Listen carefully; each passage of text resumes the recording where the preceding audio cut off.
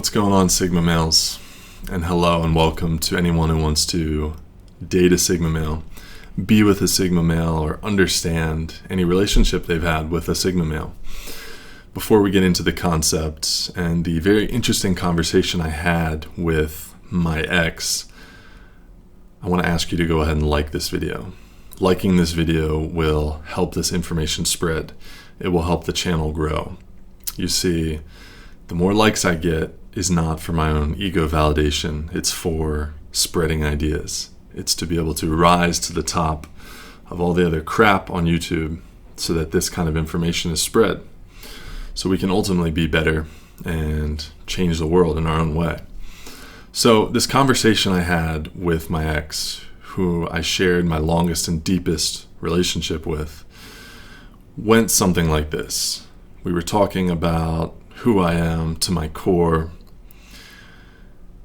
and she wanted to give some advice. And I said it would be very helpful if you gave advice about what it means to date someone like me, what it means to date an empath, a Sigma male, a sensitive person, how to love someone who has this different form of masculinity.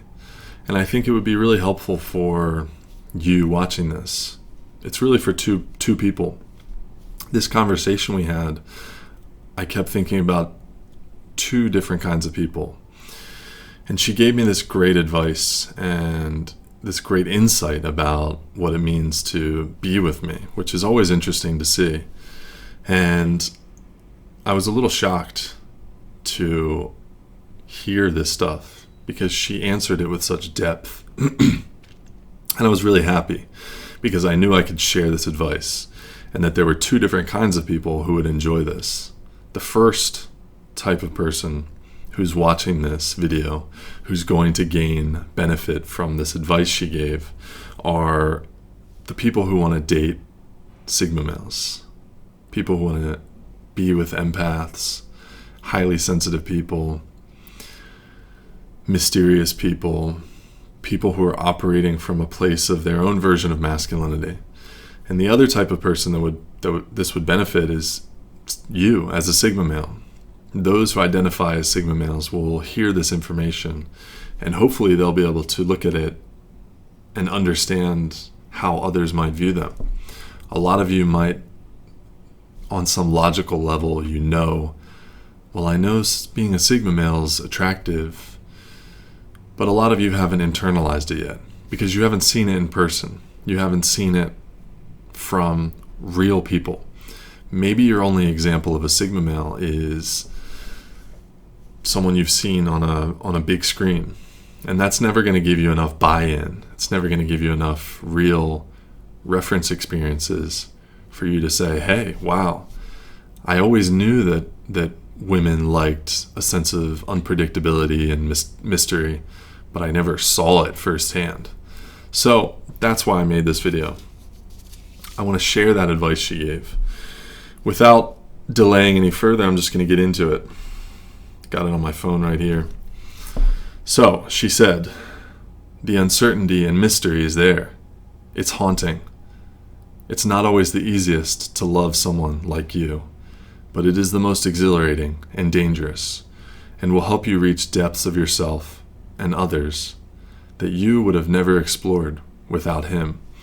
So she's addressing me, and she's also addressing this idea of a Sigma male, this empathic guy, this highly sensitive guy, this other form of masculine male. She continues, boundaries always need to be set early and often, as they do change with someone like you. And knowing and understanding that takes strong willpower and confidence. One must know when to give space and also when to offer open arms for the emotional weight someone like you carries. Loving someone like you, who is still learning to love himself, brings out some of the most painful moments of a lifetime. The wounds you thought once had been healed are revealed like wiping dirt from an old rusty penny. But when you do, you can shine together and individually. You know you can't have him forever, but the moments that you do spend together seem like they last a lifetime. Time stops. There is playfulness in the passion, a depth in the sensitivity, and an awareness and understanding of emotional intelligence that you will crave, and others may never meet your expectation because he has set the bar so high. So obviously that quote from her is very complimentary to me. I'm not a perfect person, but that kind of sets me in a light of being this like perfect Sigma male, which I'm not. And I'm very appreciative of her feedback. I feel like to have an ex-girlfriend, ex-boyfriend, ex-lover, whatever in these days, and to actually be friends with them and to keep a real bond full of love is rare today. You don't see that very often. So I just want to express gratitude before I get into this, that I appreciate being able to have that relationship still and to be able to think about it fondly, especially since I can ask for feedback and advice so I can share it with you. So I want to address those who love Sigma males in light of this advice that she gave. Those who want to be with us, those who want to get to know us, those who want to know how to do it, how to survive, how to thrive in a relationship with people like us. So the first thing we point out, she says, it's not easy, it's complicated. And that's true. It's not easy for us. It's not easy. It's not easy for you. We're very complicated. The second part, challenge you to the depths to help you explore. So if you're someone who wants to have an easy relationship, someone you can manipulate and control, someone you can have power over and be able to wear the crown in the relationship, I think a Sigma male is not the person for you. It's a challenging relationship. And it's challenging not because we are trying to be challenging. It's because we're going to make you look at yourself on deep levels. Why is that? Because we are watching you on deep levels, just like we're watching the rest of the world on a very deep level. She also mentions boundaries. Now, boundaries are very important for everyone. And I think maybe boundaries get a bad reputation, especially when men hear boundaries nowadays. This idea of MGTOW and this new wave of men who want to be completely free of what we think of as boundaries. Boundaries are more of like not necessarily a compromise, but it's something that two people agree upon. And if you're in a loving relationship and you decide to go into a relationship, you're going to have these agreed upon boundaries. And ultimately, I think it's not something that men should be afraid of. I think men operating in their masculine are going to enjoy boundaries. They're going to enjoy going both ways, enjoy boundaries working both ways.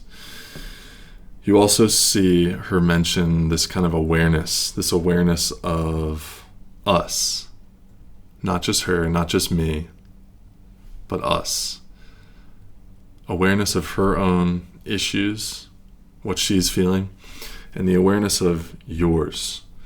I think it's surprising nowadays how a lot of people in relationships who are supposed to have a lot of emotional intelligence actually don't have a lot of emotional intelligence. And it's surprising that we have so much misinformation nowadays that men and women still don't understand each other. It boggles my mind.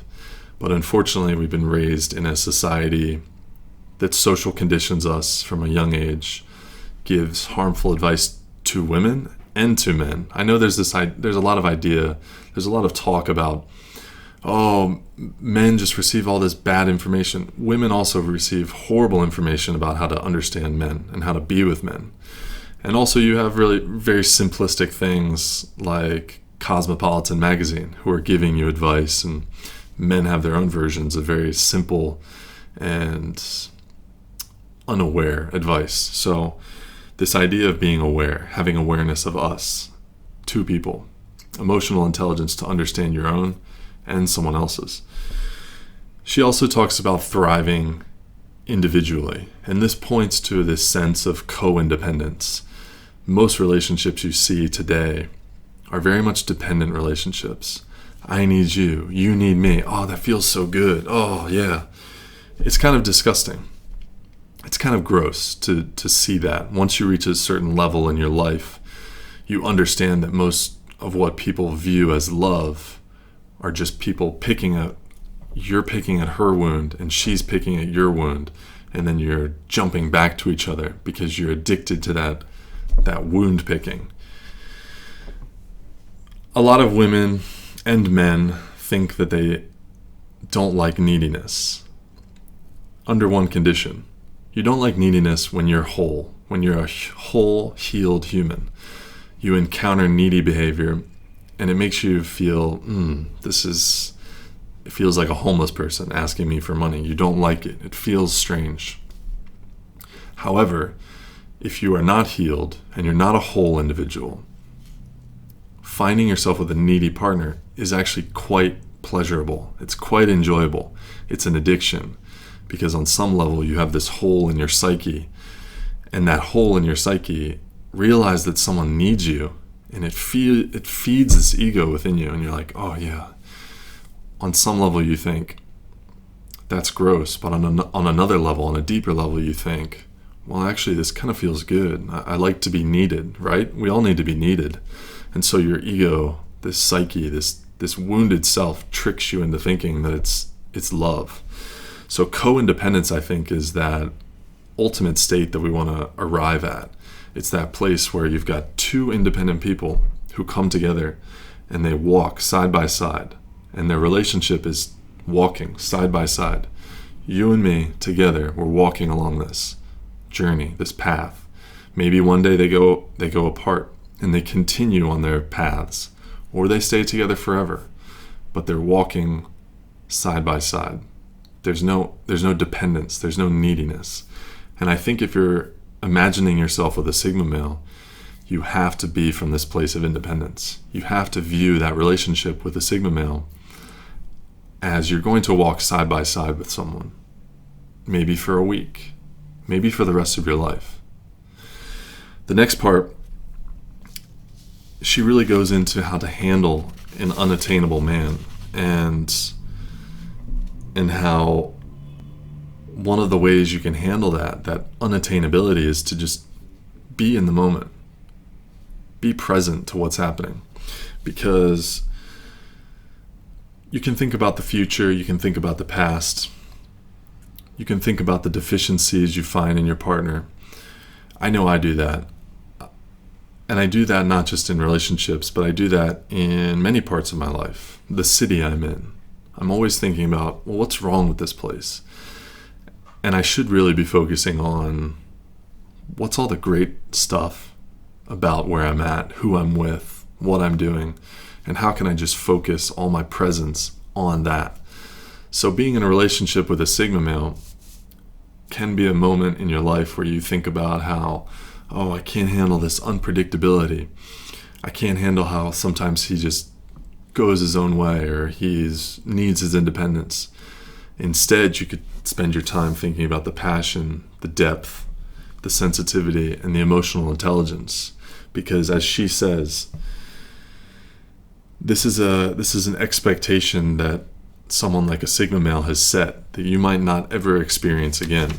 Not at least until men on a wide scale learn to be true lovers and true pleasers and satisfiers of women in their true masculine way.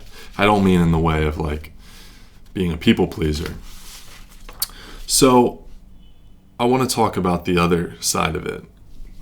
The men who read this, the Sigma male who reads this, or even the Sigma female who reads this, and they identify as this Sigma person.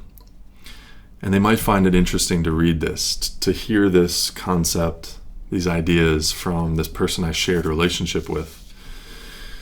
So if you're struggling to find what is attractive about you, you can see it right there. You can see what a real woman finds attractive about you. It's not just about me. She's describing everything. The uncertainty and mystery, the danger, the depths. the emotional complexity,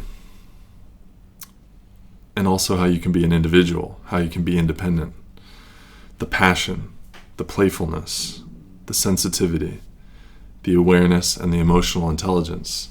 So you can see these things that she puts into words that she finds attractive about the Sigma male. But if you're looking to move toward a place of balance, if you're looking to say, hey, I've done this whole Sigma male independence, now I want to create a co-independent relationship, and you want to create a long-term relationship with someone, then it's helpful to read this and understand where things went wrong, where I went wrong, where my weaknesses were. Weaknesses in the sense that if I want to be with someone, sometimes it has to be a two-way street. It has to be an agreed upon thing, and there were times where it was difficult for her to know whether she needed to be open arms or to let you just walk away for a while. So when you read that stuff, it helps you get an understanding of where you can be better. If you decide that I'm a Sigma male and I want to be better in relationships with people or someone. So my quick advice to recap for anyone who wants to be in a relationship with a Sigma male: be patient. Be patient for this guy to come into your life. Be patient for the person himself. Be patient in knowing and learning how to be in a relationship with him. And also my quick advice to men who are thinking about their Sigma male strengths and what it means to be a lover, what it means to date, what it means to be a boyfriend or husband or whatever. Using these strengths for good. Being kind in the world. Understand that these capabilities and these traits that you have are very powerful, and it's important to treat others with respect on this journey, because you're not just an everyday guy. You're very magnetic, mysterious, and there are a lot of capabilities within you have to be careful about. This is your strength. Use it wisely. Spider-Man quote: with great power comes great responsibility.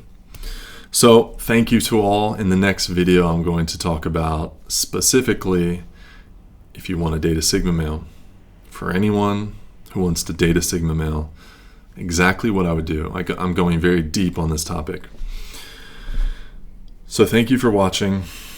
And I want to tell you one thing about an email I received. Recently, someone emailed and asked, hey, why don't you have a Patreon? I want to contribute.